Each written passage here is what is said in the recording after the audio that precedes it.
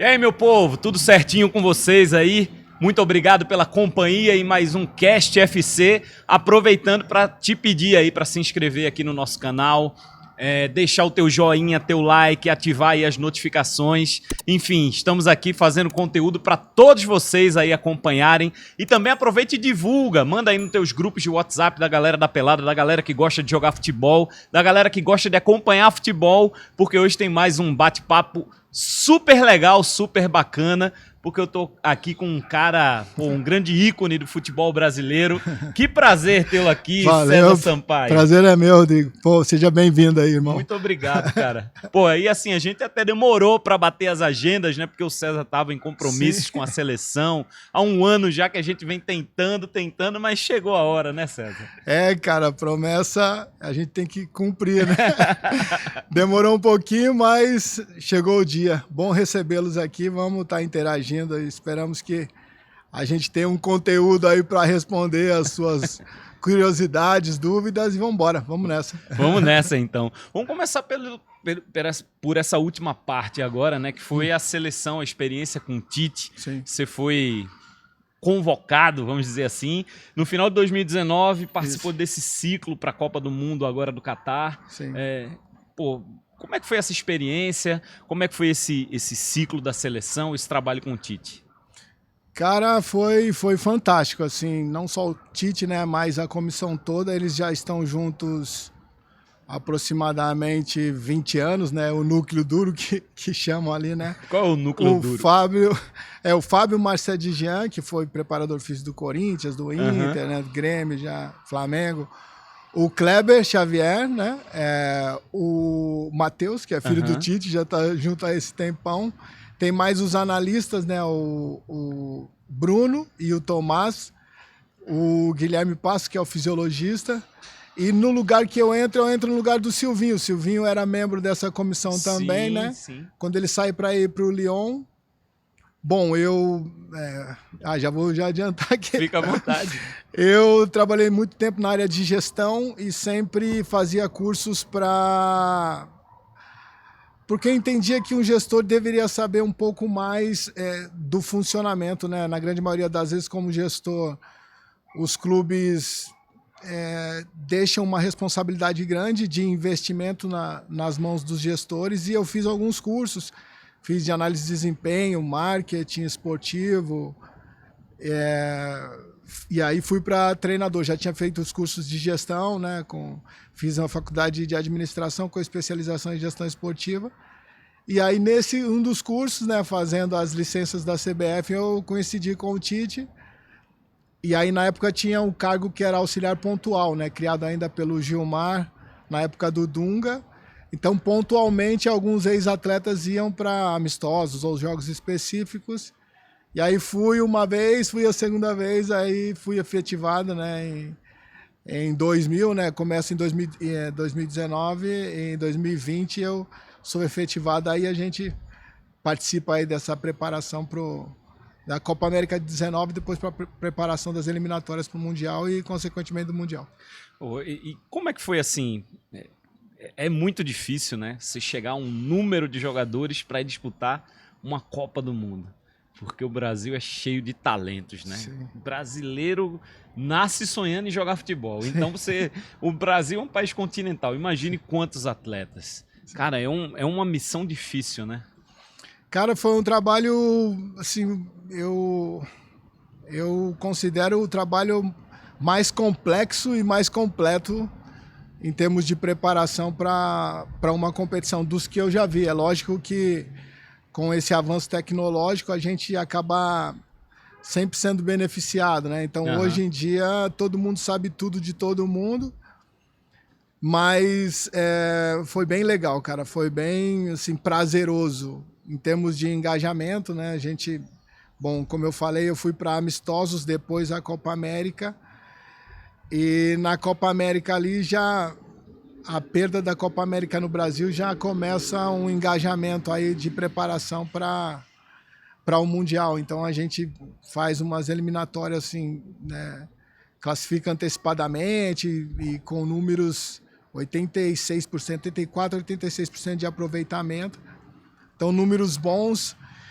E aprendendo bastante, porque eu saí diretamente do curso, né?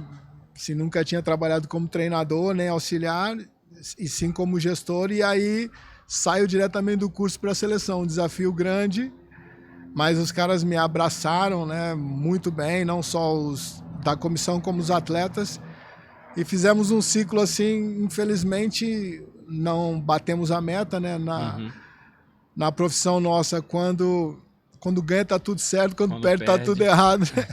A gente já viveu muitos anos assim, mas em termos de conteúdo foi muito prazeroso. E como que faz assim? Quais os critérios que vocês levam em consideração ali para olhar para o cara, para convocar o jogador?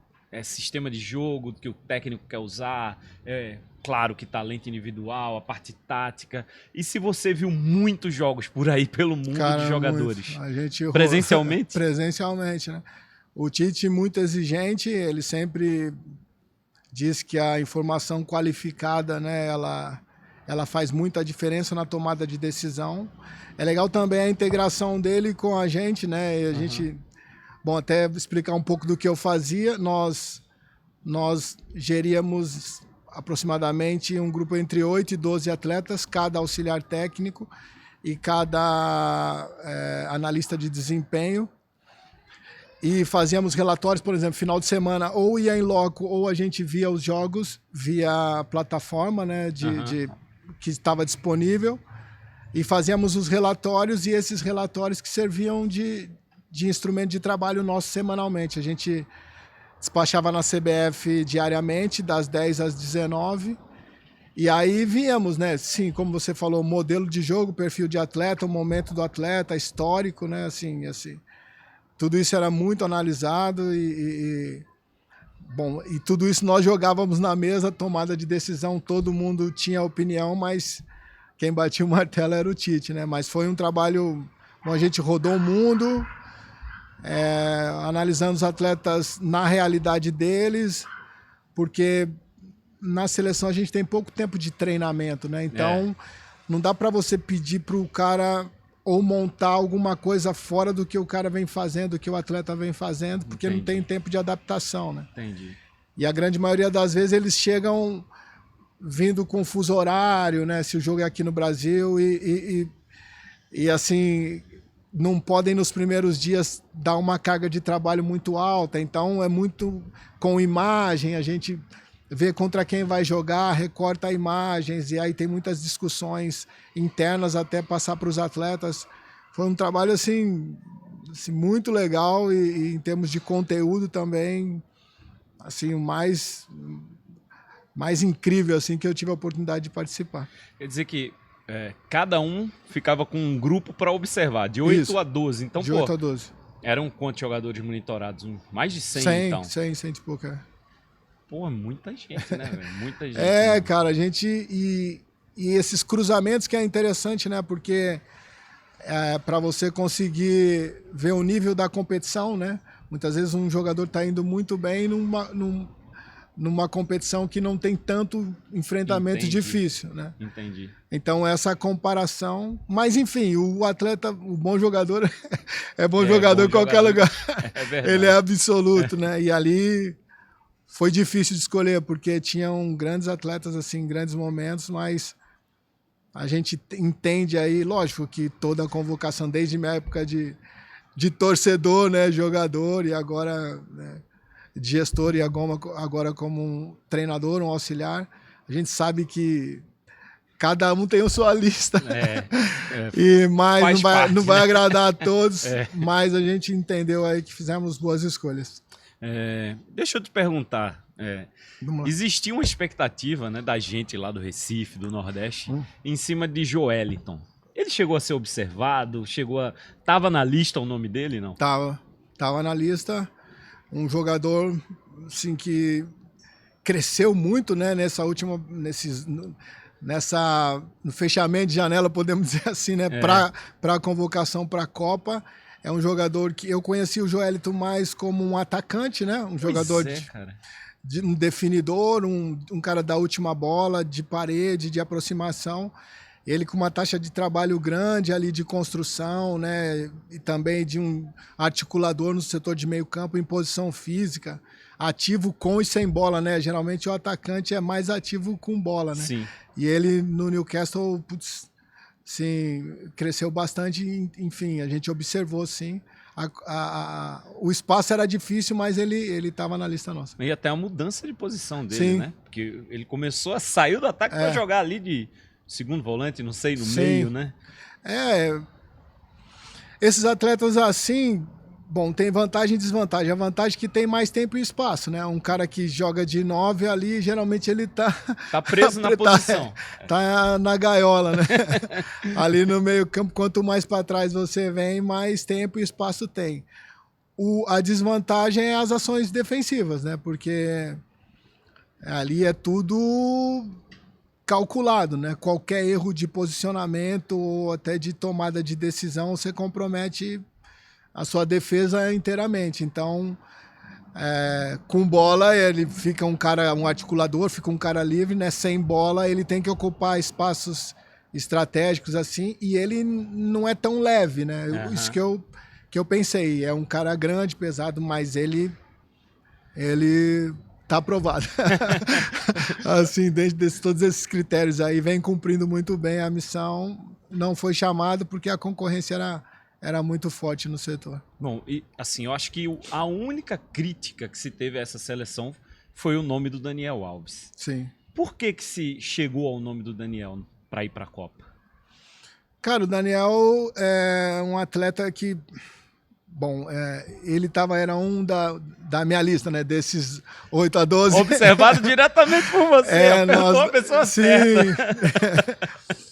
Nós tivemos, na realidade, dele no Pumas, lá, né? Quando estivemos visitando. Na época, a equipe não vinha bem na competição. Ele recém foi contratado e começou a jogar. Parece que teve um amistoso. Teve um amistoso contra o Barcelona. Uhum. E ele volta e já joga. E não sei se ele.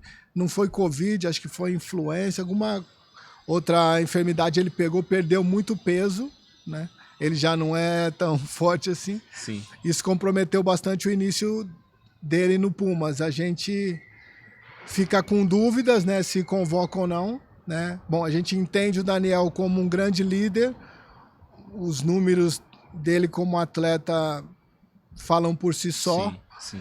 E como engajamento assim, e o histórico dele também, o último histórico na Copa América, né, que a seleção vence de 19, ele foi mais do que um líder, né? Foi um cara muito importante. Então tudo isso pesa nessa tomada de decisão. Nós entendíamos que para a posição não tinha ninguém se destacando muito, né? No caso de um lateral, né, se destacando muito. E aí estipulamos, bom, aí eu passei a realidade que eu tinha visto para o fisiologista e para o Fábio, né, o preparador físico. Eu achei que atleticamente ele tinha que evoluir, ele sai do Pumas e passa um período em Barcelona e bate os números aí, né, que eu achava difícil pela idade dele e pelo jeito que eu encontrei lá, que a gente falou, pô, assim, que se ele estiver bem fisicamente, os atalhos ele conhece todos, né, e a gente usou mais um lateral como um construtor, né, dentro do modelo, a gente jogava no 3-2 ou 2-3, sim, o lateral funcionou mais como um meio-campista, né, o lateral dentro do modelo que a maioria das equipes jogavam contra a gente muito baixo, né, defendendo para jogar no contra-ataque. Então a gente não queria colocar, bom, no lugar do Rafinha ou do Vinícius Júnior mais um lateral, né, deixar essa amplitude para o externo mesmo. Então usava o lateral como construtor e ali o Dani, assim, ele é um maestro, né. Então foi isso, ele bateu as metas, os números e assim, com a gente na Copa lá, foi um exemplo, foi uma referência como a gente já esperava, né, em termos de liderança. E aí a gente fica triste com tudo que ele vem passando, né, assim, consequências de tomadas de decisão dele fora de campo, né, isso tá além do momento que teve com a gente. Sim. Mas profissionalmente falando, os momentos vividos com o Dani foram bons. Pô, cara, e assim, eu tive lá no Catar também, acompanhei todos os jogos da seleção, que legal. cara. E assim, um grupo que eu tava lá do Recife, a gente tinha uma confiança absurda nessa Copa, porque a gente viu uma Argentina que foi campeã começando mal, a gente viu o Brasil começando bem e tal, e aquele jogo, cara, da Croácia, pelo amor de Deus, velho. Qual a avaliação de vocês ali? Cara, foi uma competição em que na avaliação nossa, não, os números mostram que faltou efetividade, né? Os números de oportunidades criadas numa Copa do Mundo, nós tivemos, se não me engano, 21 finalizações, especificamente contra a Croácia, e 11 delas no gol, né? Então, assim, resumindo, a gente teve 5 chances claras de gol, além do gol do Neymar, né? Que na prorrogação. E especificamente desse jogo, mas a gente teve alguns percalços assim, durante a caminhada, né? A lesão do Neymar no início e do Danilo, a gente pensou até que eles não jogariam, né? Jogariam mais a Copa. Depois o Jesus e o Telles, né? E o Richarlison também nesse jogo contra a Croácia, logo no início do jogo ele já sente o posterior, enfim. Esses homens decisivos pra gente, né, assim, não estavam no seu melhor atlético, físico. O Pedro tinha poucos minutos, que era a outra opção, né? Não tinha tanta rodagem. Não tinha tanta rodagem e não colocando a culpa neles, né, assim, mas essas lesões prejudicaram bastante esse poder de definição nosso, né, de colocar a bola para dentro, literalmente, né? Mas, assim, eu já ganhei muitos jogos sem merecer, sabe? O futebol é legal por isso. O futebol não é justo. Não é justo. Não é justo, pô. Não é justo. Eu já ganhei jogos e competições, muitas vezes também, sem merecer, então... mas eu confesso que quando você está do outro lado, né? Quando você tem os números melhores, você tem a performance... faz para merecer a vitória e pede, cara, assim. E faltando demais, né, 5 minutos, né? Assim, a coisa tava. Então, confesso que dói ainda quando eu nem tive coragem de ver ainda os jogos, mas sério, de vez em quando, não viu? Cara, nem os melhores momentos, nada. Cara, foi um momento assim.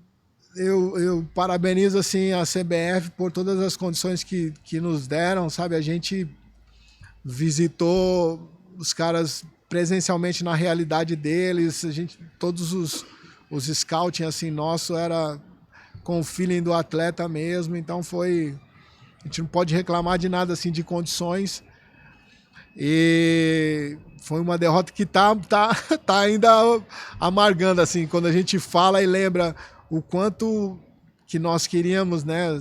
O objetivo nosso era fazer 7 jogos, né? A gente, assim, campeão, vice ou terceiro e quarto, né? Mas, enfim, são perguntas sem respostas. Confesso que no que dependeu de nós, a gente entregou tudo ali, mas o Diniz tem uma frase que ele diz que a bola que entra e que não entra, a gente não controla. A que bate na trave sai, a que bate na trave entra. Então é mais ou menos isso, principalmente contra a Croácia, assim, que eles deram um chute no gol e foi o que entrou. Exatamente isso. Um chute no gol e foi o que entrou. Agora, pra gente, só mais um tema aqui que eu acho que surgiu, acho que foi até injusto, né? Porque quem tava lá sabe melhor o que aconteceu do que todo mundo que criticou. Lógico. E foi aquela história do Tite não ter ido para o campo com os jogadores depois da derrota. Ele recebeu muitas críticas, né? Naturalmente não falou, né, sobre isso e tal. Mas o que aconteceu ali naquele momento? Cara, bom, eu não tava, nós somos em 3, né? Eu ficava em cima e eles ficavam embaixo. É um momento muito particular, né? Assim, onde eu entendo que cada um tem a sua maneira de interagir ou de aceitar ou não, de reagir em uma determinada situação.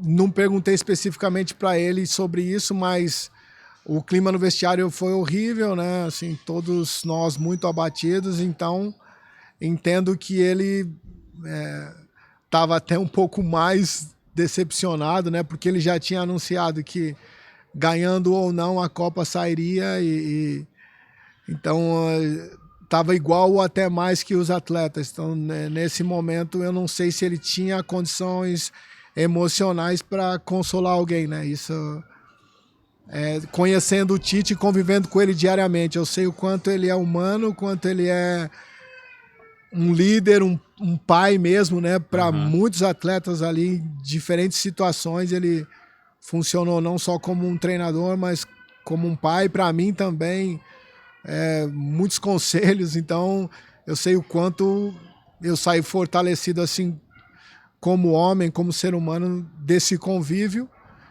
E eu não julgo por não ter abraçado os atletas, entende? Porque eu acho que ele também estava buscando um abraço, acho que mais buscando ou necessitando de um abraço, sem condições emocionais para estar consolando alguém. Então, eu perdi uma Copa do Mundo também, né? Assim, como jogador, né? Como jogador, num dia horrível. E essa derrota aí contra a Croácia também foi por ser a última, foi a pior, né? Assim, por tudo que a gente entendia que poderia ter feito. Então, acho que mais nesse sentido. E os atletas todos, né? Todos que conviveram com ele sabem o quanto ele aprecia e tem um carinho particular por cada um. Não só atletas, membros da comissão também, o quanto ele é afetivo também, ele briga pelo grupo todo.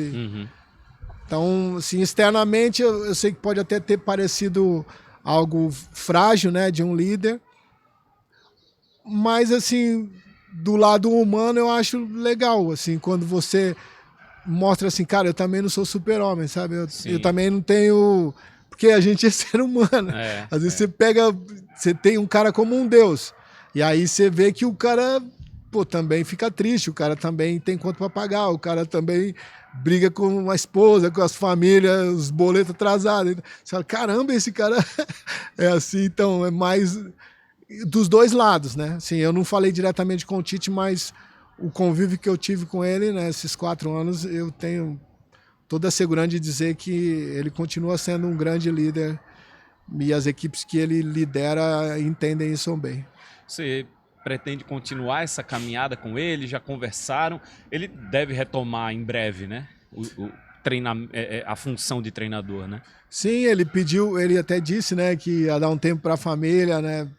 Durante a preparação pós-Copa, pós-eliminatórias, né? Pré-Copa, ele já anunciou que ganhando ou não sairia da seleção, que daria um tempo para a família. Nós éramos em 8, 9, o Sasaki, que era o fisioterapeuta do São Paulo, era convocado também, né? Então a gente sabe que é difícil você levar 9... a comissão então, é grande, né? É grande, então a gente sabe que é difícil. Eu pretendo dar sequência, né? Nesse aprendizado, nessa minha nova carreira, né? Apesar de muita experiência. Você vai seguir como técnico também? Pretendo, cara.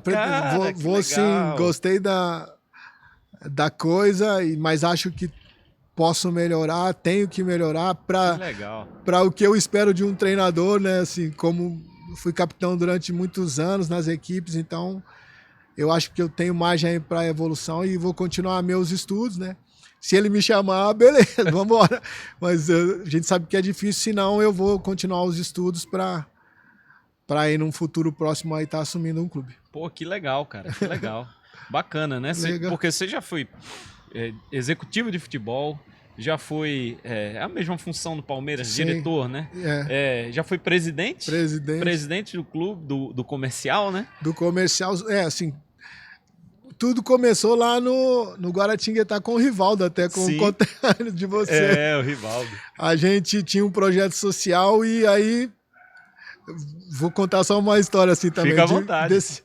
A gente montou o Guará, né? Mas a gente não tinha noção nenhuma de gestão, de nada e tal, né? A gente queria só montar um projetinho assim. Aí o Guará estava na 2ª divisão e só de os meninos treinarem diariamente, terem alimentação, a gente montou um negócio ajeitadinho. Uma estrutura boa. Boa, né? Assim, né, em Guará. O time subiu, cara, aí subiu.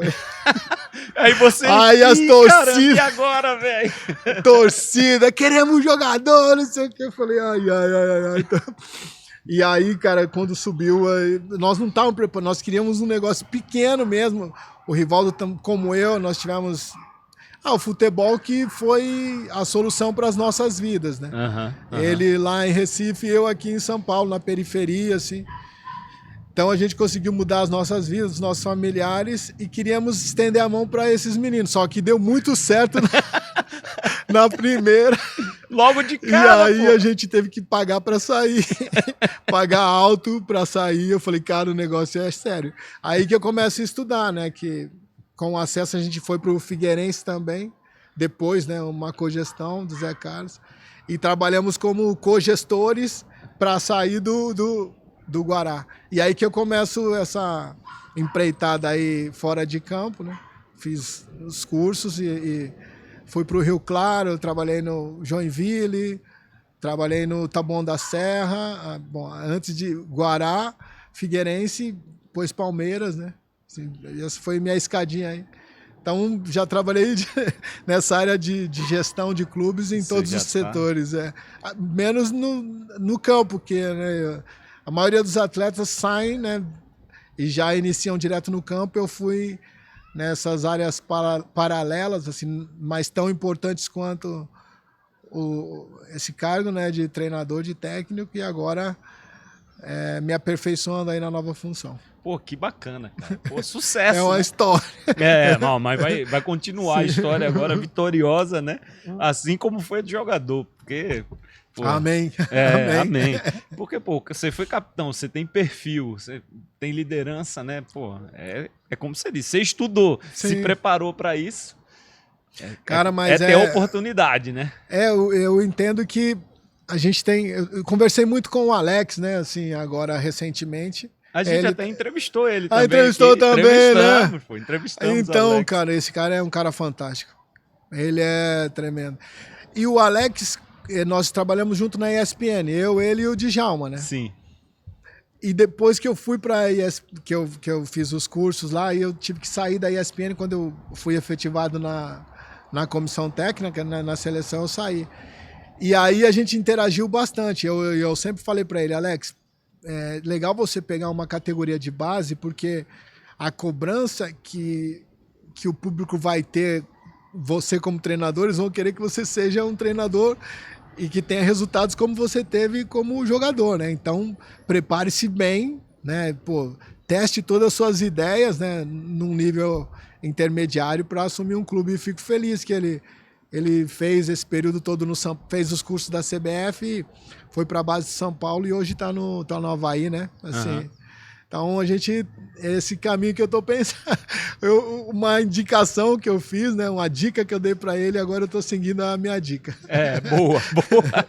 Deu certo. Sim. Com o Alex, né, pô? Você que deu a dica, seguir agora o caminho, pô. Vou falar um pouquinho também da tua história, pô. Sim. Que é muito rica, né? É uma história que principalmente, né? Você jogou nos 4 aqui de São Paulo. Sim. Mas eu acho que o Palmeiras é uma coisa absurda, né? Sim, cara. Ficou marcado, né, pelas conquistas. A minha história no futebol é interessante. Depois compartilhando no making off, a gente tava conversando. Nós somos do mesmo pedaço da cidade de Leonor lá. Pô, eu vinha muito na cidade de Leonor, cara. Pô. Minha avó e meu avô moravam lá. Sim, eu nasci que legal, velho. Nasci ali, sou da Zona Sul, aqui da cidade de São Paulo, né? E quando garoto corria na rua e todos os campinhos de bairro aí tudo, né? A gente frequentava assiduamente mesmo, assim, pô, a gente não faltava em um dos treinos. E paralelamente isso fazia testes, né? Eu jogava no Centro Educacional do Jabaquara, era um projeto da prefeitura, e fazia teste. Aí eu fiz teste no Palmeiras, não passei, no Corinthians não passei, no São Paulo não passei, no Nacional, um time da segunda divisão aqui em São Paulo, não passei. Com quantos anos isso? Isso dos 12 aos 14. Caramba. Eu jogando futsal, eu comecei a jogar futsal no São Paulo. Joguei dos 11 aos 14 no São Paulo, mas no campo não era aprovado nunca. E aí meu pai falou, se você fosse bom, você já tinha... Alguém já tinha te levado, e aí vamos trabalhar. E precisava ajudar em casa, né? Aí ele me arrumou um emprego de jovem aprendiz, né, na época. E aí, graças a Deus, a empresa faliu, era uma metalúrgica. Putz, eu entrava às 6 horas da manhã, cara. 6 horas da manhã, velho. Loucura. Tá louco. E aí Aí a empresa faliu. O Lima, que é...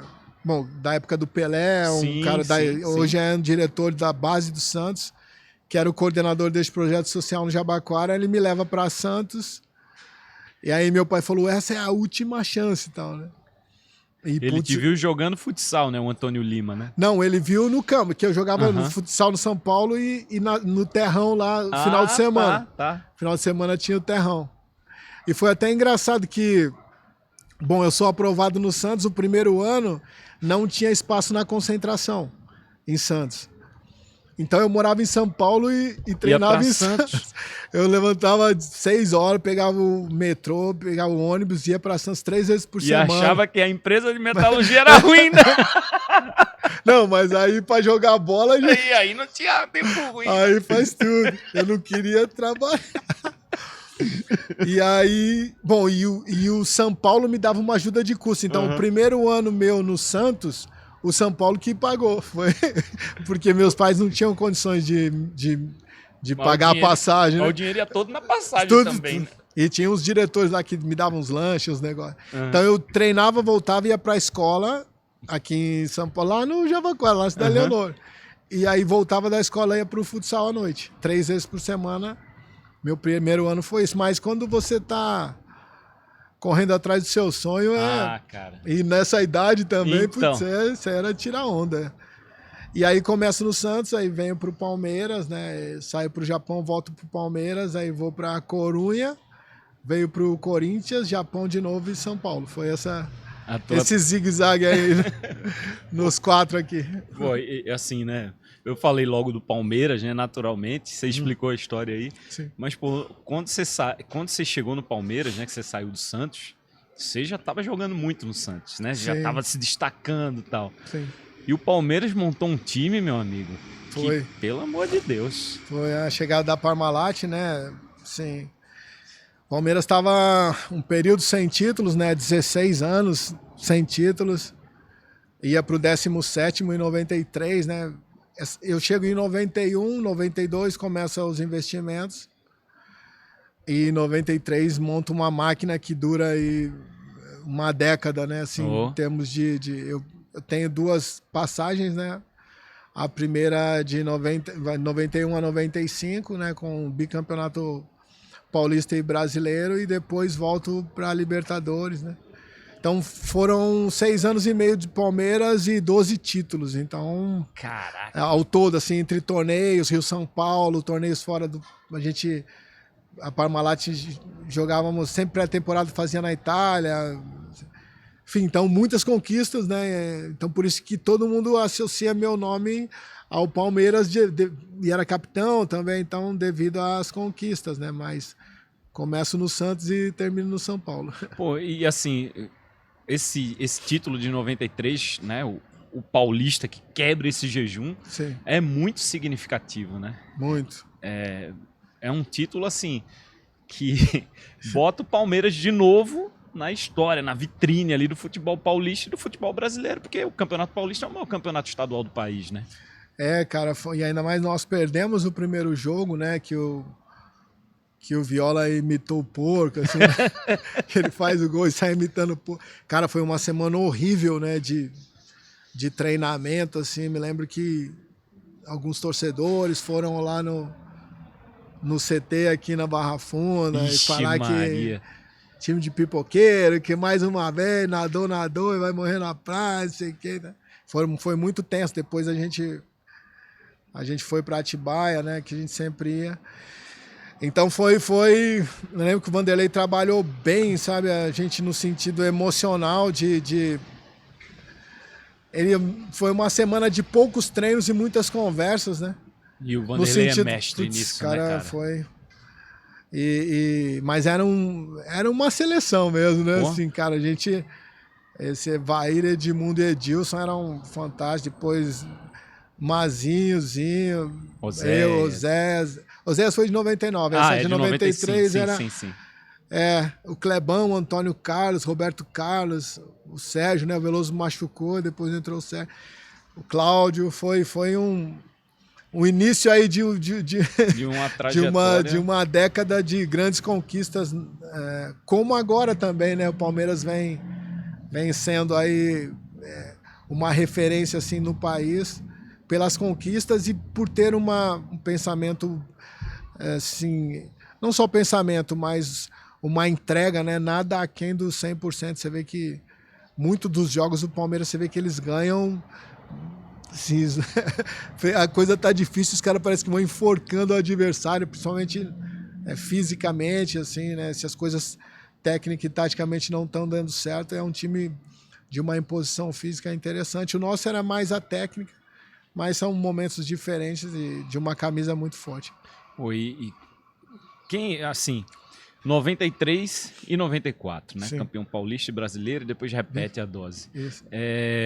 O que foi mais importante para esse time ter tanto sucesso assim, César? A gente sabe que o investimento foi alto, sim, né? E que o técnico também, o Lucha, já estava, né, numa prateleira alta ali, digamos assim. O que você acha que foi mais importante? Todos nós tínhamos objetivos, às vezes sonhos de jogar fora do país, né? Era um pouco mais difícil do que hoje, né? A gente entendia não, o mercado funcionava assim, né? Para você sair do país, não para qualquer lugar, mas para grandes clubes, você tinha que ter uma boa performance na seleção, né? Para ser valorizado. Então, nós éramos novos, como você falou, eu vindo do Santos, eu já era capitão no Santos, mas sentia uma margem a percorrer de Edmundo, Edilson, Evair retornava da Itália, meio que com muita desconfiança, né? O Zinho era o mais vencedor já do Flamengo, mas Clebão também vinha da Espanha, o Antônio já também com conquistas no São Paulo, enfim. Eram umas promessas, era realidade já, né? Mas ainda promessas, não absoluta, era uma realidade não absoluta, não os jogadores carimbados. Entendo que essas 4 conquistas aí, né? O bi-paulista e o bi-brasileiro meio que chancelaram todos nós, né? Deu esse upgrade aí e depois disputar a Copa. Eu acabei não indo. Você em 94. Com isso? Porque, pô, você vinha de uma... Você foi... No Santos você conquistou a bola de prata. Bola de prata. E a bola de ouro da placar, né? Isso. Pronto. Aí você vai pro Palmeiras, campeão paulista um ano, o outro brasileiro, bicampeão brasileiro. Sim. No ano da Copa. Isso. Eu conquistei a bola de ouro também no Palmeiras. No Palmeiras também. Também, né? Então, no ano da Copa, eu achei que eu ia, né? Mas agora, do outro lado, a gente... Você tem as duas experiências, pô.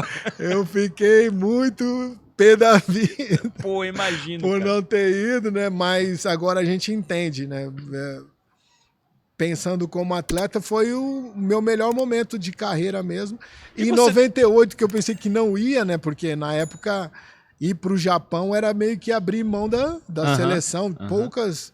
O mundo não era tão globalizado como hoje, assim, né? Então tinha, de vez em quando, parecia na cultura, assim, jogos da J-League, né? Do campeonato japonês, e mais veteranos que iam para o Japão, né? E aí, quando eu fui pro Japão, meio que eu abri mão da... Falei, cara, não vou mais. Se eu não fui... Sendo bola de ouro do... E tu tava sendo convocado, né, pô? Sim, direto, joguei, né? Assim, antes da Copa, antes da Copa, assim, as eliminatórias, todas. E aí, quando eu pensei que não ia, em 98, eu fui. Mas, assim, eu fui pro Japão, confesso que nesse primeiro momento, visando a questão econômica. Sim, a parte financeira a parte boa, financeira. né? E conheci um país maravilhoso, cara. Sim, eu hoje sou grato a Deus aí por ter criado minhas filhas, né, nessa cultura. Cara, eu falei, cara, eu vou lá para pegar meu dinheiro, literalmente. Sim, Mas, cara, depois voltei até para o Japão, né? São 2 passagens, que ao total 6 anos e meio, né? 4 anos num clube, 2 anos e meio em outros 2 clubes. E foi um país fantástico. Mantenho relação ainda com amigos lá, né? Os que jogaram comigo hoje são diretores. A gente fez amistoso antes da Copa contra o Japão, reencontrei grandes amigos lá. Foi um momento fantástico, assim, e agradeço ao Japão, assim, e ao Dunga, né, que o Dunga também estava no Japão essa época, e como não tinham muitas notícias, o Mauro Silva havia machucado, né, amistosos, né, ele estava no Corunha, lá na Espanha. E aí o Dunga falou pro Zagallo, ó, Zagallo, pô, o Sampaio tá bem pra caramba lá. Foi o Dunga que fez a ponte. Fez a ponte, que a gente jogava contra muitas vezes, né? Aí o Zagallo falou, é mesmo? Ele falou, cara. E aí, porque não tinha muita informação, sim.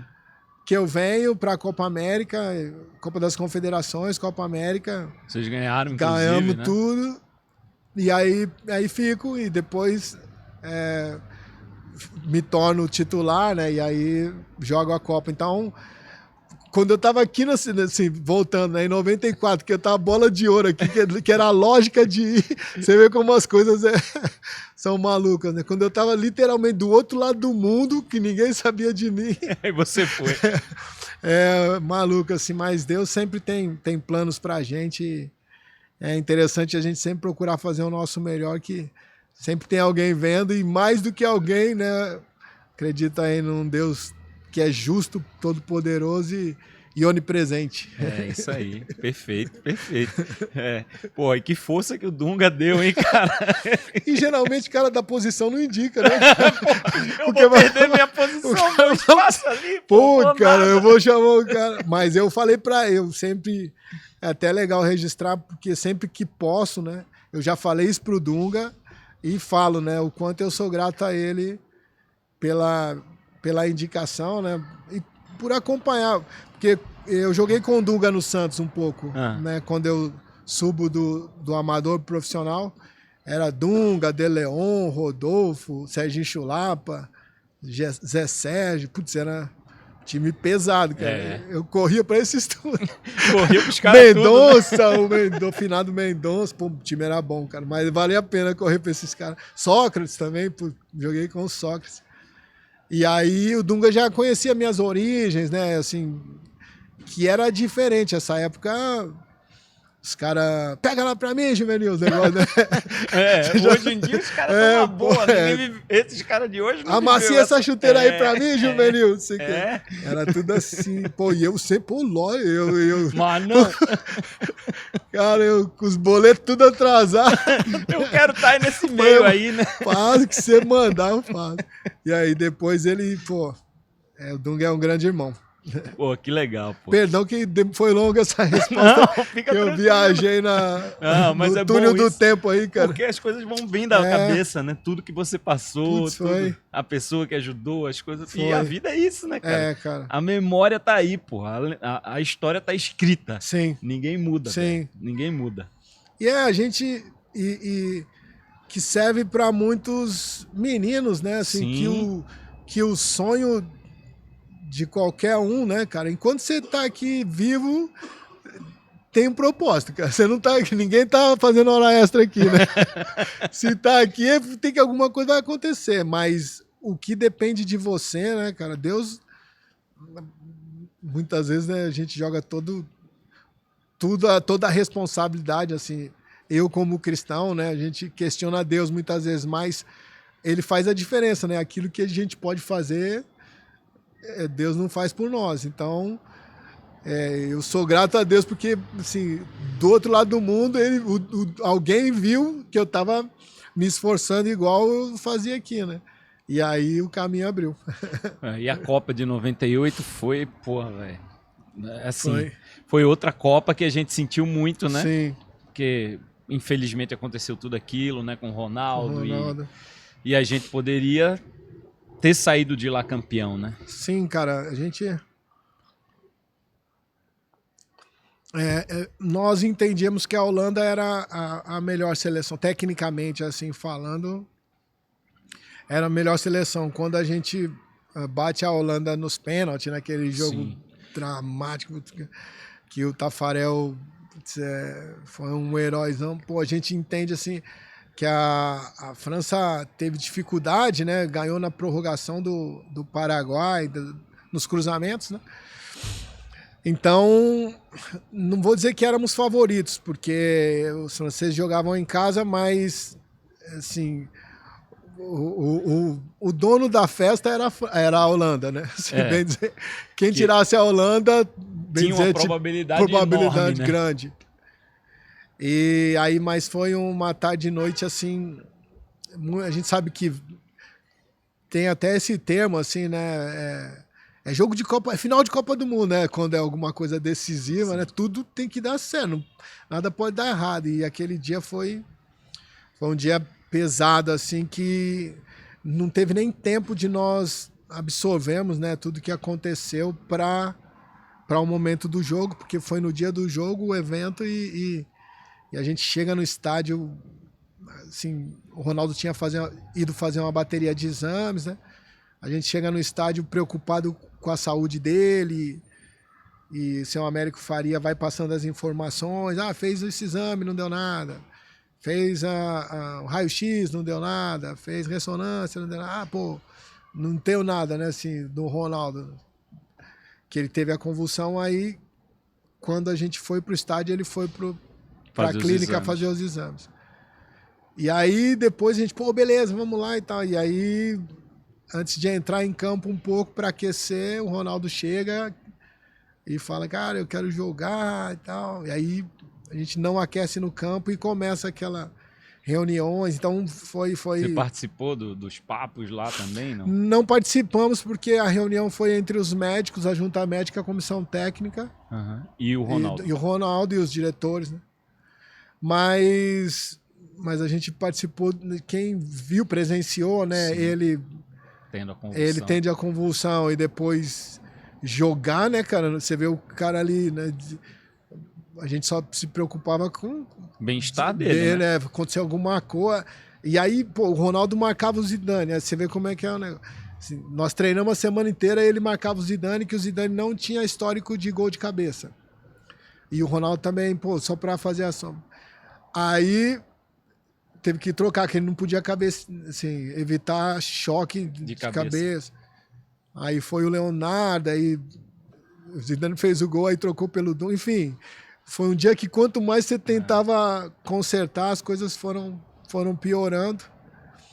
Mas é uma pena, assim, que eu entendia que a gente chegava ali para uma conquista, só que no dia da final aconteceram muitas coisas que os franceses aproveitaram, né? Claro. Nós estávamos emocionalmente muito desequilibrados, assim, eles mereceram vencer, né? Assim, jogaram, e a gente não jogou nem metade do que jogou contra a Holanda, contra a Dinamarca, contra o Chile, os adversários anteriores. Né?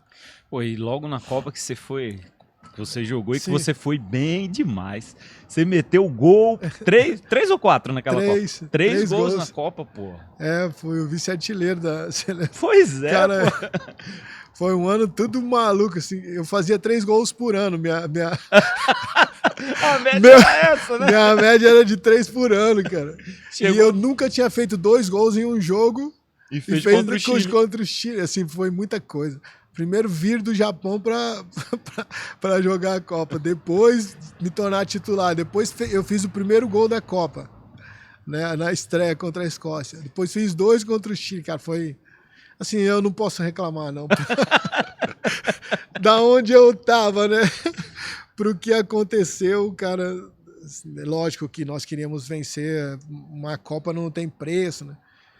Mas, particularmente, eu saio aí agradecido por tudo que eu vivi. É verdade, né? E, voltando, né, pro Brasil aqui.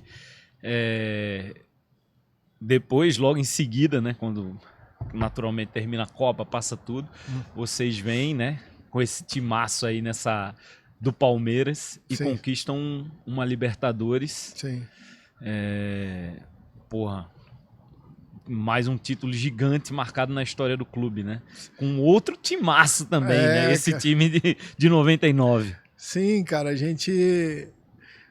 eu volto pro Japão, né, pós-Copa, e o clube que a gente... Porque, na verdade, esse clube que a gente foi na minha primeira passagem no Japão... O Yokohama, Yokohama Flugels, foi eu, Evair e o Zinho, nós 3, né? Uhum. Só que o Evair e o Zinho ficaram 2 anos e voltaram pro Palmeiras, né?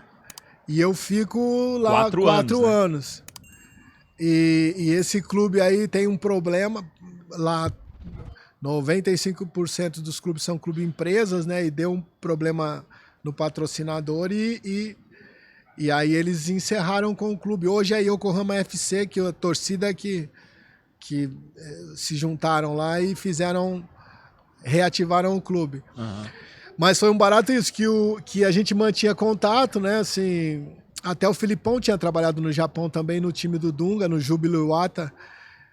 E aí o Filipão, quando viu que as coisas não estavam bem lá, né, já começou, pô, Sampaio e tal, volta, nós estamos... O projeto é da Libertadores, então já estava assim, a coisa bem aguçada, né? Só que foi um barato isso, que nós somos campeões lá, esse time que acabou foi campeão no domingo e segunda, todo mundo desempregado. Foi mesmo? Cara, porque lá no Japão é assim, se você não... como deveria ser em todo lugar, né?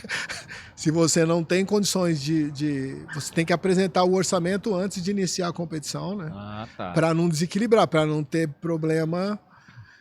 Durante o campeonato, né? Assim, ter que tirar um time, aí quem já jogou com o time, quem não jogou e tal. Mas aí a gente vinha falando, e foi que o Eurico Miranda também estava conversando comigo, né, no Vasco, ele estava no Vasco. Né? Eita, olha a concorrência, hein? Aí foi meu irmão eu não tinha empresário, meu irmão que negociava para mim. Ele eu me lembro, né? Que o meu irmão... Ele era bom, né? Porque mandou você pro lugar certo, pô. Não, mas o Eurico prendeu o meu irmão. Prendeu, pô? Como é que foi isso? Pelo amor de Deus. Mano, porque eu tava negociando com os dois, mas eu já ia vir pro Palmeiras. Só que eu não queria falar não pro Eurico, senão ele faz aquilo. Falei, quando eu chegar no Brasil, eu vou dar um pulo aí. E aí eu falei, eu mandei meu irmão ir lá para ver as situações, as condições. Lá no Vasco. No Vasco. E ele falou que meu irmão só saía de lá quando desse uma proposta, um número. Aí meu irmão, pelo amor de Deus, porque logo era 7 horas da manhã, 7 horas da manhã no Japão, 7 horas da noite aqui. Meu irmão me liga desesperado. Fala qualquer número, fala qualquer. Naturalmente tu chutou bem pro alto, né? Pra ele. Ele pôs 2 caras daqueles grandão na porta. Falou, e aí meu irmão tentou fugir pegou o elevador de serviço. Caraca, que história, velho. Aí quando ele desceu acho que no térreo, no subsolo lá, pra sair, os caras estavam, pois não, o senhor deseja alguma... Aí meu irmão me ligou, você me dá um número agora, esse cara é maluco. Eu falei, não, fala que eu vou até aí. Então, quando eu volto, eu fui até o Rio, antes de assinar com o Palmeiras, né, pra falar não pro Eurico. Vixe, foi duro, foi turbulento. Ele não te prendeu não, né? Quase. Puxa, cara, foi um dia... A minha esposa vai me matar, vou contar ela. A minha esposa... Ela falou, vamos cedinha, que aí a gente reúne e vai pra praia. Cara, eu cheguei, acho que eram umas 9 horas. No Vasco, eu saí pedindo misericórdia às 6, 7 horas da noite. Caramba, velho. Cara, que é isso. Foi a minha esposa. Ele queria que tu assinasse E quase todo que jeito. ele fala qualquer coisa, ele falava. Falei, cara, não posso falar que senão ele... E aí, mas aí depois assim eu volto. Porque tu não deu o número. Não dei o número. Porque se tu não. falasse, eu falei pro assina aqui. pode liberar meu irmão. Eu liguei, falei, ó, pode liberar meu irmão que chegando no Brasil, a primeira coisa que eu vou fazer, eu vou reunir aí com você. Caraca. Aí que ele soltou meu irmão. E depois ele me prende. Pô, mas o O homem... teu irmão saiu de que horas, pô, de lá? De madrugada já. Não, é porque ele virou, né? Meu irmão... Porque meu irmão foi, reuniu com ele à tarde e noite. E aí depois ele me ligou nas 7 horas da manhã aqui que era do Brasil, 7 horas da noite. Caramba, passou a madrugada toda Passou a madrugada lá preso. Aí depois me prenderam. Mas são boas histórias, são boas lembranças. Assim, agora é legal de contar, mas... Ah, na hora não é não, viu? O Ariano Suassuna que fala isso, né? Coisa ruim de passar é legal de contar. Ai, meu Deus. Bom, superado isso, né? Sim. Quando você chega no Palmeiras aí, meu amigo. Sim, a gente encontra uma equipe já estruturada, né? E conseguimos bater a meta. A Libertadores era o objetivo maior nosso. E foi uma competição difícil.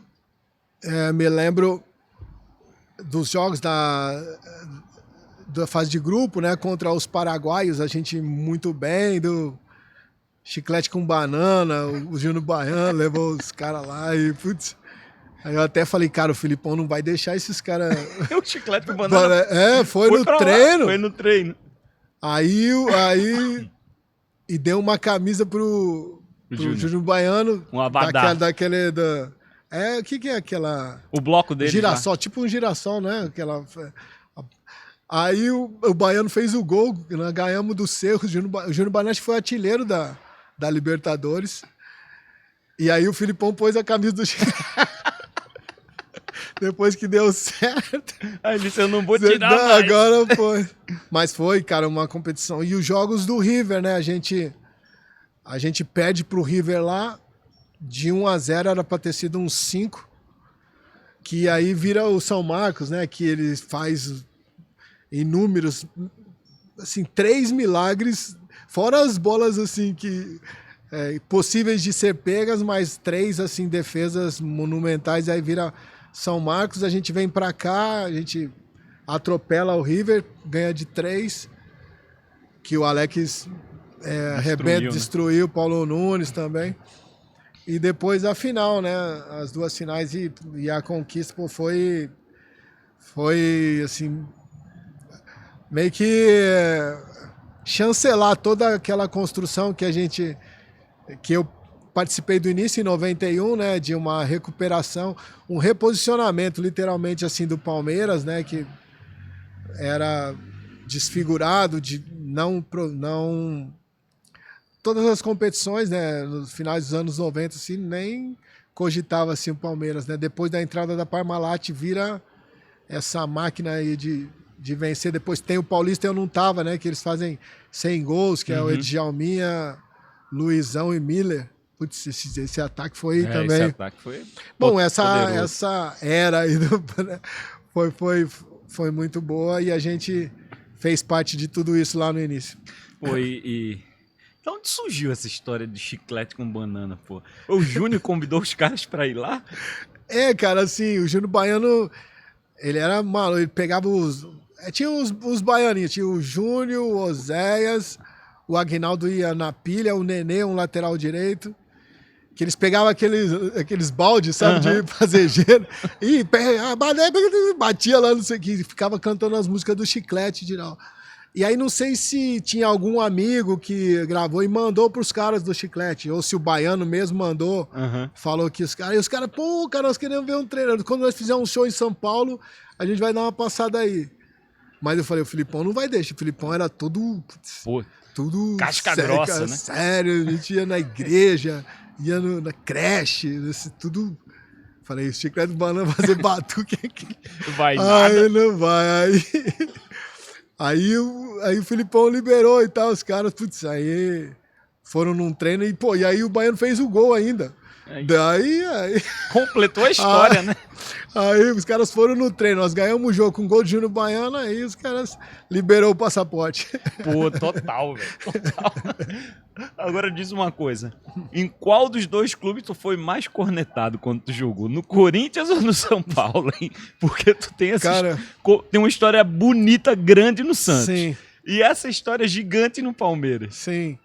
Cara, eu sou muito grato aos quatro, cara. Assim, o Santos, bom, foi onde eu chego no Palmeiras homem já, né? Eu cheguei no Santos uma criança, então tudo que eu sou, o que eu tenho hoje, minhas referências, assim, o Clodoaldo, o Lima, cara, Pelé, eu tive palestra com Pelé, cara. Assim, sério, cara?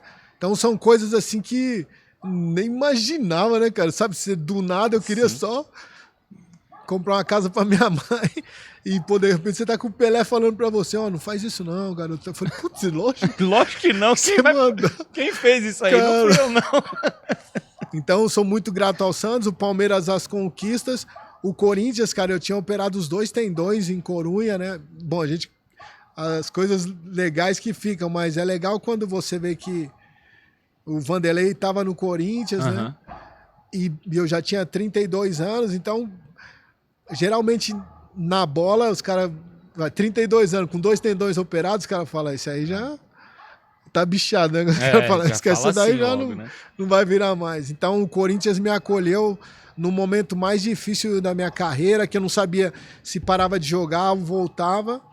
E o São Paulo, porque eu comecei no futsal, né? No São Paulo, e depois terminei, e eles me direcionaram eles queriam que eu fosse coordenador da base, queria que eu iniciasse alguma coisa de gestão na base, né? Então me indicaram, né? Me direcionaram para... Primeiro eu fiz completei o 2º grau, né?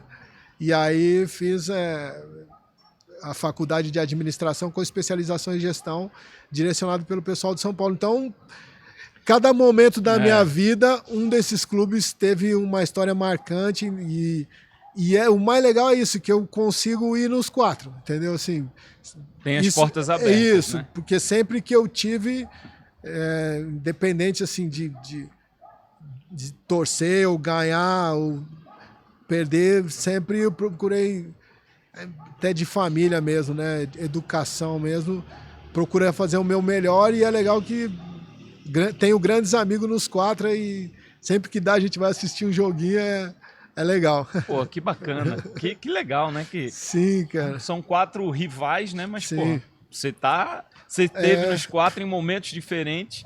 E legal isso, você demonstrar essa gratidão aos clubes, né? Cada um tem um papel importante na tua vida, né? Muito, muito. E singular também, né?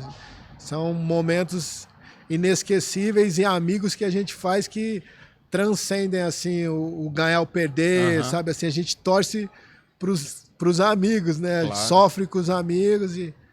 Então eu consegui isso aí nos 4. Pô, eu pulei um assunto aqui da tua época do Palmeiras, que foi depois da Libertadores.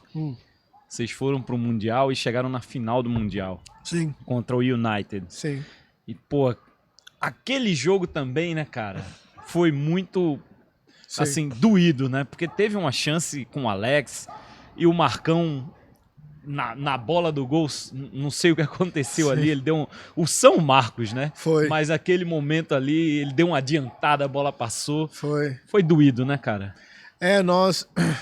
Se tivesse VAR, cara, a gente... Tava reclamando, porque teve um gol do Alex que foi anulado, né? Que o juiz deu o assistente deu impedimento, que pelas imagens depois, né, a gente não tinha esses recursos, mas o resultado teria sido outro. Foi uma pancada mesmo, né? Mas foi legal que jogamos de igual para igual, né? Contra um gigante, né? Que é ainda um gigante europeu. E também nós tínhamos uma equipe muito forte. Foi um jogo legal de assistir, legal de jogar, um jogo jogado, assim, a gente toma aquele gol mesmo, uma falha do Marcos, né, assim, uma infelicidade, ele erra o tempo de bola, Porém, tivemos esse gol, 2 chances, né? O goleiro fez um milagre, o goleiro. Com o Alex também, né? Com o Alex também, e essa outra que o gol foi anulado, que ele estava em condições de jogo. Enfim, foi uma grande final, assim. Não houve essa disparidade, né? Essa diferença técnica nesse momento, né? Economicamente, não era tão desproporcional ainda, dava para os sul-americanos assim ir jogarem de igual para igual, né? Assim, bater de frente. Hoje eu acho mais difícil, não que não possa vencer, pode vencer, mas não é um jogo igual, né? Assim, não é um jogo tecnicamente igual. Economicamente é impossível que uma deles lá é 6, nossa, é 5 se proporção, é 1 para 5, 1 para 6, então é isso que a gente vê em campo. Mas foi assim, foi legal porque eu voltei ao Japão, né? E com o Palmeiras, eu saí do Japão campeão e voltei também para disputar um título mundial. E foi um jogo legal, cara. Assim, foi um jogo assim, que eu tenho memórias ainda. Tem uns spoilers também. O Júnior, o Filipão, não sei se você sabe dessa do Júnior, para marcar o Beckham, você sabe? Não. Conta aí. O Filipão era cheio de, assim, de coisa, assim, de diretrizes, assim, né? Pô, então, eu me lembro uma vez que nós fomos jogar com o Boca, La Bombonera, ele falou assim, ó, se você anular o Riquelme, 60% do ataque dele está morto. Eu falei pra ele, só isso, Felipe? Quer mais nada, não? O Riquelme, La Bombonera, anular? Falei, deixa ele ganhar umazinha, pelo menos. Anular é muito. É muito. Anular. E aí o Filipão falou assim, que tinha o York e o Cole, que eram os 2 atacantes do United. E o Beckham, a maioria dos gols saía dele. Beckham cruzando e esses negócios, atropelava. Né? Sim. Aí na véspera lá, vamos fazer a palha, vamos ver o ataque dos caras, como é que é. Aí botou o vídeo lá. Aí botou o vídeo, aí falou gol, papá. Aí depois terminou, aí ele falou assim, então, resumindo, pro esquema dar certo, pro sistema funcionar, você tem que marcar o Beckham, Júnior. Falou pro Júnior. Se você não marcar o Beckham, não adianta dobrar o bicho, motivação, eu vou gritar. Não adianta. Acabou a reunião, já, acabou. Cara, aí dormia eu e o Clebão no quarto, sempre era dupla, né? Uhum. Aí 1h da manhã, assim, mais ou menos, bate no meu quarto. Aí eu falei, agora... Pô, essa hora, pô, falei, acho que aconteceu alguma coisa no Brasil, né? Uhum. Já fiquei preocupado com a família, alguma coisa. Sim. Aí eu olhei no olho mágico assim, é o Juninho. Chorando. Chorando. Aí o Clebão, o que foi, Sampaio? Eu falei, o Juninho tá chorando aqui. Mas o que aconteceu, pô? Essa hora? Eu falei. Aí eu abri a porta e falei, o que foi, Júnior? O Beckham. Ele tava sonhando. É sonâmbulo, pô. Não, então o Beck não dá, Sampaio. Não dá pra marcar ele. Ele fala. Falei, que isso, Júnior? Você tá falando assim? Não dá, cara. O Felipão pôs tudo nas minhas costas. O Beck não vai cruzar, não tem jeito. Aí eu falei, vou chamar o Zinho, que o Zinho era carioca, resenha. Falei, Zinho, chega aí, preciso falar com você. O que foi? Ele falou, o Juninho não vai jogar. Por quê? Machucou? Eu falei, não. Ele tá falando que o Beckham vai atropelar ele. Que é isso, rapaz? Eu falei, tô falando sério, vem, vem. Aí o Zinho veio pro meu quarto. Isso já às 2h. Aí o Zinho pegou um papelzinho, pô, reunião, desenhou o cara. Júnior, marca só o fundo. Se ele vier pra cá, eu tô aqui. Ele falou, mas ele cruza de esquerda, assim. Teve um gol que ele cortou pra cá e... Aí não dá assim, não vai dar certo. Aí o Clebão é cristão também. O Clebão falou, Senpai, ele tá endemoniado. O Clebão deu um disco de louvor pra ele. falou, Júnior, quando você ficar com medo, você põe o louvor, escuta e sai. O Juninho ficou, Deus tá comigo. Ele ficava andando no corredor. Ai, meu Deus. Cara, e depois o Marcão botou, agora a gente dá risada, mas na hora eu falei, caraca, o que eu vou fazer? Aí o Marcão também, depois do gol, acabou o jogo. O Marcão, vocês ficam rezando pro Júnior, tem que rezar pra mim, que eu que sou o último. Eu sou o último homem, o último recurso.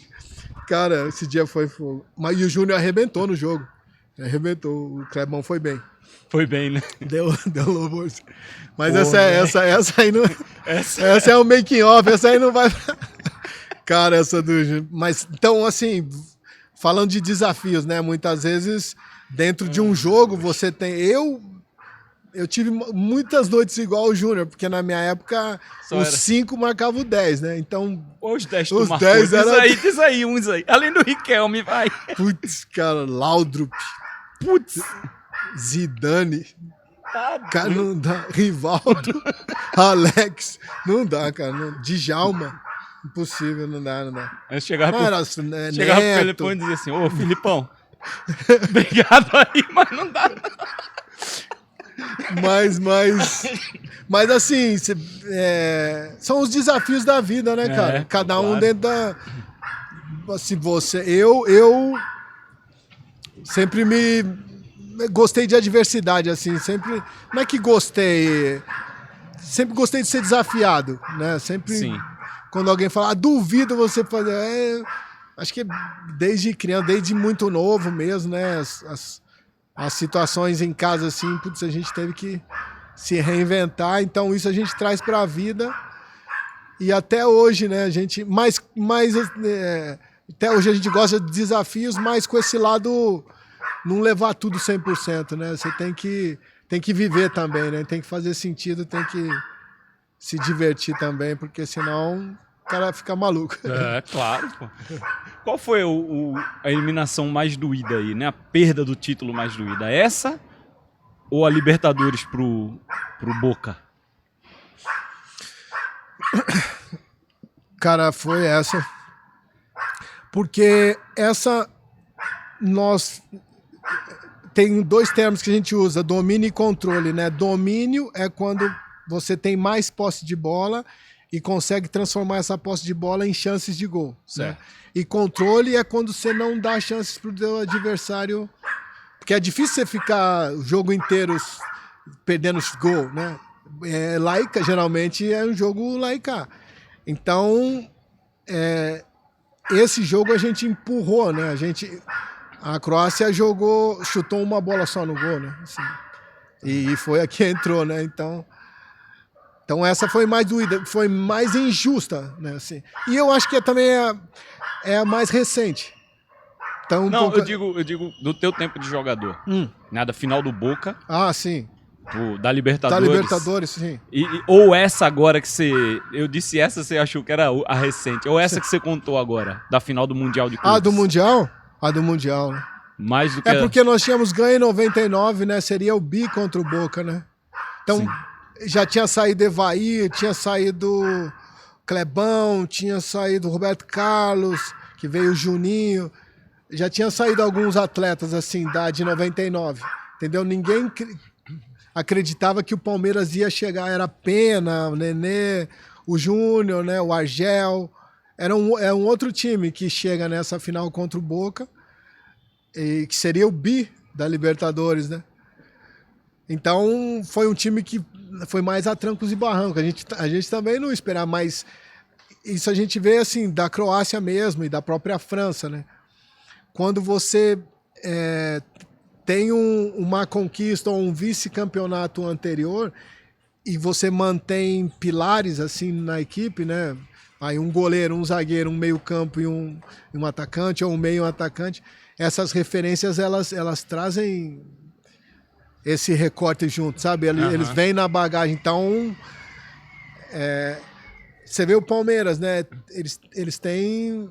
Palmeiras atual, eles têm mudado a equipe, mas você vê que o perfil dos atletas que chegam é o mesmo perfil. Não é, às vezes, tecnicamente alguma coisa difere, mas já vem com esse DNA de que vai dar o máximo, que pô, então já vem com esse DNA nas costas.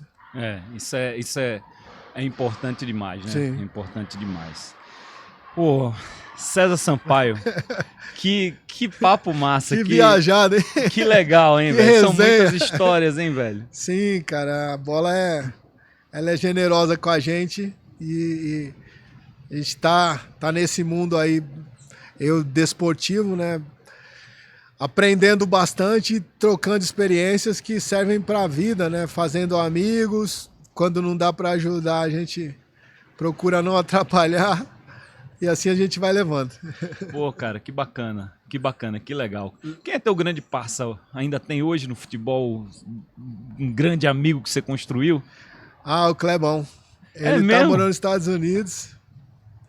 Esse é irmãozaço. Esse aí a gente pouco se vê, mas muito se fala, né? As famílias também, minhas filhas têm mais ou menos a mesma idade das filhas dele, as esposas também, então... Que legal. Esse aí, mas todos eles, Evair também eu falo, menos, né? Evair é mais fechadãozinho, a gente esteve junto na Copa, ele tava fazendo a cobertura, eu tava lá, então... o Marcão tá aqui, Marcão ativo nas redes sociais, arruma cada BO aí. Mas é um cara, um grupo bom, cara, que a gente fez e essa amizade aí perdura aí. O Marcão é muito figura, velho. Muito figura. É muito figura. Imagina a resenha dele internamente lá, velho, com vocês. Ele falou, ainda bem que não tinha celular na época, senão tá todo mundo... Porque, pô, ele era muito... É o jogador de futebol mais, vamos dizer assim, mais diferente, né? Amaral. Putz, velho. Cara, você misturar cada cara. Amaral era um cara... Ele... Na ingenuidade, na simplicidade, na humildade dele, assim. Cara, ele fazia cada pergunta, ele desbaratinava. Tinha hora que você tinha que falar, não, mano, deixa. Deixa pra lá. Uma vez, eu tava falando até pra minha esposa, a última. Não, fica Uma vez nós fomos jogar contra o Grêmio, acho que era semifinal da Copa do Brasil. Semifinal, quartas de final, não sei. Aí o Amaral falou, Sampaio, chega aí. Eu falei, o que foi? Falou assim, aqui não é o Grêmio e o Inter? Eu falei, Aqui não é Porto Alegre? Falei, Ele falou, os caras estão falando Rio Grande do Sul. Eu falei, não, Amaral. Falei, não. O Rio Grande do Sul é o estado. A capital é Porto Alegre. Ele falou, você não tá me entendendo. Ele falou, não tem São Paulo? Falei, tem. Capital é? Falei, São Paulo. Rio de Janeiro, a capital é? Rio de Janeiro. Porto Alegre, falei, não, Porto Alegre. Aí ele falava pra mim, você não tá me entendendo. Eu que não tá me entendendo. Eu falei, Pô, mas ele ficou puto comigo. Como quem diz, pô. Você tá de brincadeira. Você quer me... Putz, falei, é isso aí, mano. Você não tá me entendendo, rapaz. Eu falei, então, deixa. Fechou. Que resenha. Mas era um grupo, assim, heterogêneo, assim, cada um pra um lado. Pô, muito boa essas histórias. Valeu. Cezão. Show de bola, cara. Que honra, que prazer te conhecer. Demorou, mas chegou, né? A gente chegou. Programou no Rio, mas... Fechamos aqui, mas vambora. Vambora. Sucesso, irmão. Pra nós. Pra amém. Nós. Bom recebê-los aí. E a gente vai estar acompanhando vocês, sempre grandes nomes aí. O Zico, vou dar uma olhada lá, né? O Alex eu vi. O Alex tava bem legal. Mas bom estar com vocês. Um abraço no Chico, no Ricardo também, que são grandes irmãos aí. E vambora. Obrigado, meu amigo. De nada, que é isso. Valeu, César. Meu povo, obrigado aí por acompanhar mais um cast. Se inscreve no canal se não é inscrito. Ativa o sininho, dá o like e compartilha esse conteúdo com a tua galera aí, beleza? Até a próxima, então. Valeu!